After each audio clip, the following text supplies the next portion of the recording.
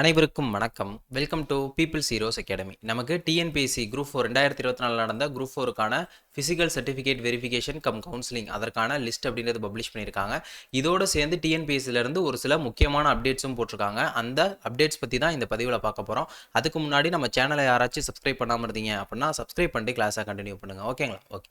அப்போ இந்த டிஎன்பிஎஸ்சியுடைய லிஸ்ட் எப்படி நீங்கள் பார்க்கணும் அப்படின்னு சொல்லி பார்த்தீங்கன்னா, டிஎன்பிஎஸ்சியோட வெப்சைட்டில் போயிட்டு உங்களுக்கு சிவி ஓடி இன்டர்வியூஸ் அப்படின்னு சொல்லியிருக்கும். அதில் நீங்கள் கீழே வந்தீங்கன்னா உங்களுக்கு டிஎன்பிஎஸ்சி குரூப் ஃபோர் சர்வீசஸ்க்கு உங்களுக்கு இருக்கா, இந்த குரூப் 4 இருக்கா, இதில் உங்களுக்கு இந்த 8/1/2025 இதை கிளிக் பண்ணிங்க அப்படின்னா உங்களுக்கு இந்த பிடிஎஃப் அப்படின்றது ஓப்பன் ஆகும். இந்த பிடிஎஃப்ல உங்களுக்கு கொடுத்துருப்பாங்க யாரெல்லாம் செலக்ட் ஆயிருக்கீங்க அப்படின்னு சொல்லி. அப்போ இந்த பிடிஎஃப்ல உங்களுடைய நம்பரை நீங்கள் போட்டு சர்ச் பண்ணி பார்க்குறப்ப இந்த நம்பர் உங்களுடைய ரெஜிஸ்டர் நம்பர் கரெக்டாக ரெஜிஸ்டர் நம்பர் உங்களுக்கு இந்த லிஸ்ட்டில் வந்துருந்துச்சு அப்படின்னா உங்களை ஃபிசிக்கல் சர்டிஃபிகேட் வெரிஃபிகேஷன் மற்றும் கவுன்சிலிங்க்கு நீங்கள் எலிஜிபிள் அப்படின்னு சொல்லி அர்த்தம். இதற்கான மெமோ அப்படின்றதும் சீக்கிரமாக ரிலீஸ் பண்ணுவாங்க.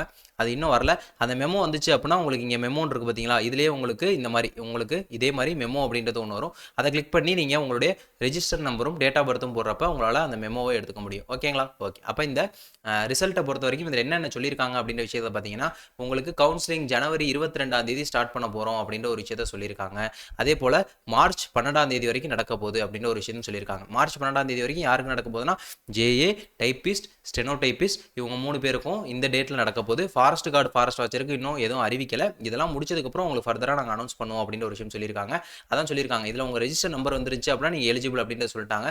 நீங்கள் ஜேஏ, டைப்பிஸ்ட்டு, ஸ்டெனோ டைப்பிஸ்ட் இந்த மாதிரி எல்லாத்துக்கும் எலிஜிபிளாக இருந்தீங்க அப்படின்னா 2-3 தடவை நம்பர் வந்திருக்கும். நம்பர் வந்துருச்சு அப்படின்னா எதில் வந்திருக்கு அப்படின்றத நீங்கள் செக் பண்ணிக்கோங்க. ஓகேங்களா? ஓகே. அடுத்து பார்த்தீங்க அப்படின்னா உங்களுக்கு இந்த மாதிரி எதுவும் மெமோலாம் நாங்கள் தனியாக அனுப்ப மாட்டோம், நீங்கள் தான் வந்து கரெக்டாக பார்த்துக்கணும் அப்படின்னு சொல்கிறாங்க. அடிக்கடி வெப்சைட் செக் பண்ணிக்கங்க அப்படின்னு சொல்கிறாங்க.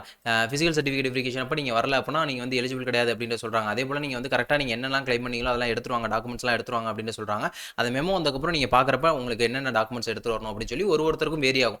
ஒருத்தர் நம்ம என்னென்ன கிளைம் பண்ணியிருந்தோமோ அதுக்கேற்ற மாதிரி வேரி ஆகும். அப்லோட் பண்ண டாக்குமெண்ட்ஸ் தான் கேட்பாங்க, அதெல்லாம் எடுத்துகிட்டு வர சொல்லுவாங்க. ஸோ அதெல்லாம் மெமோ வந்ததுக்கப்புறம் பார்த்துப்போம்.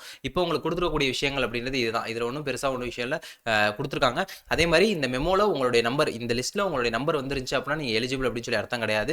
1:2 கிட்டத்தட்ட 1:2 அப்படின்ற ரேஷியோவில் தான் உங்களுக்கு செலக்ட் பண்ணியிருக்காங்க. ஸோ இதில் வந்து எல்லாருமே வேலை கிடைச்சிருமா அப்படின்னு கேட்டால் இல்லை. கவுன்சிலிங்க்கு நீங்கள் எலிஜிபிள்.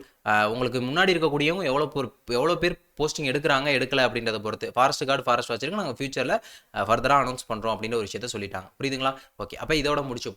இதோட சேர்த்து இன்னொன்று என்ன பண்ணியிருக்காங்க அப்படின்னா அட்டெண்டம் 1D அப்படின்னு ஒன்று ரிலீஸ் பண்ணியிருக்காங்க. நோட்டிஃபிகேஷன் நம்பர் 1D 2024 அப்படின்றது போட்டிருக்காங்க.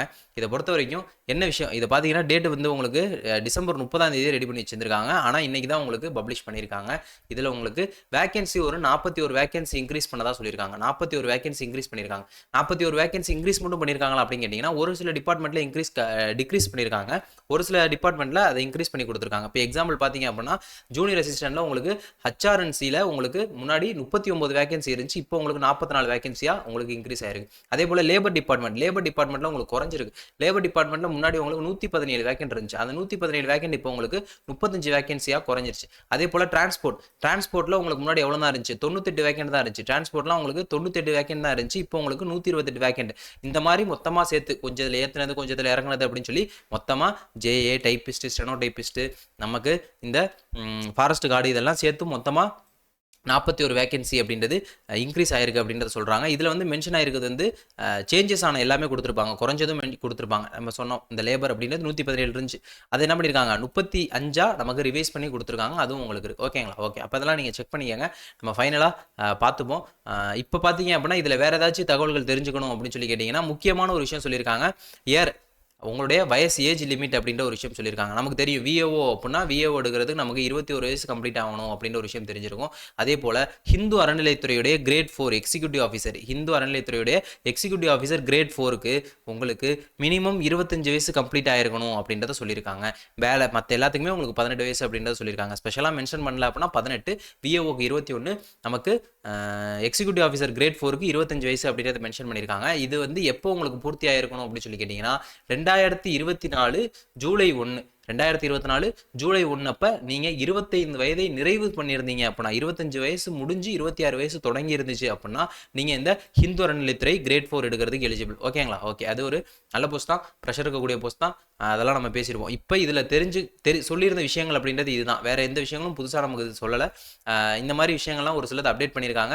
கூடிய விரைவில் நமக்கு மெமோ அப்படின்றது வந்துடும். மெமோ வந்துச்சு அப்படின்னா உங்களுக்கு இங்கே அப்டேட் ஆயிரும். நம்ம சொன்ன மாதிரி மெமோ அப்படின்றது இங்கே அப்டேட் ஆயிரும்.